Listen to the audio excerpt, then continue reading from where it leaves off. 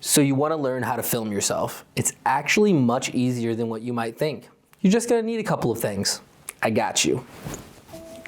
And what you're going to need is really simple. You're going to need a camera. Obviously, to film yourself, you need something to film yourself on.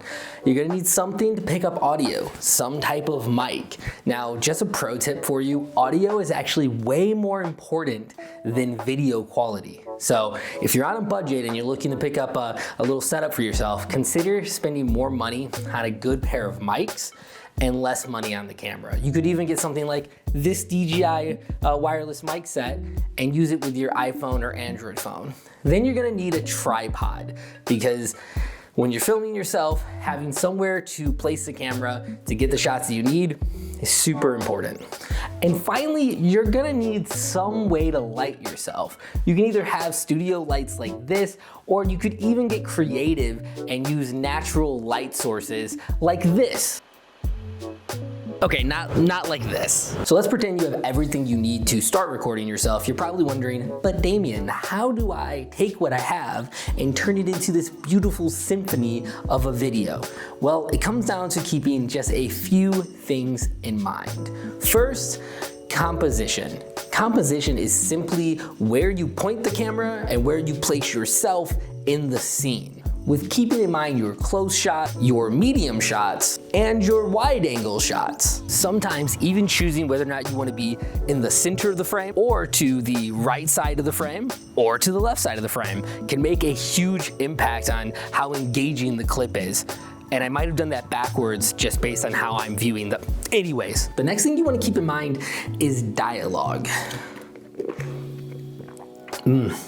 Coffee good. Now, I'm not saying you have to fully script out your videos, but you want to have a clear understanding of, this is the video I'm making, this is what I want to say in the video, these are my key points I want to hit, and you want to make sure you're not and saying like and a whole bunch during your video, because no one wants to watch that. We got to keep in mind, audio is more important than video. And finally, story. You want to always keep the story in mind. What is your video about? I see it time and time again on YouTube. Someone is making a video about a GoPro Hero Black whatever number, insert it.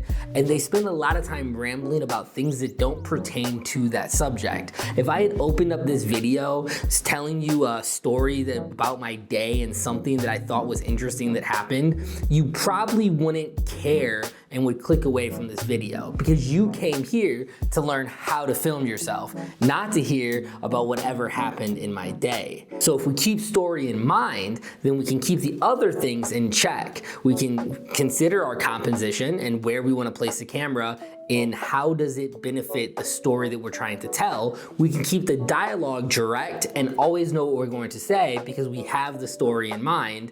And then at the end of the video, when we're editing, it'll be really easy to make sure that our point is clear and quick and precise. Remember that the number one thing that you want to provide is a good experience to the person that is watching the video.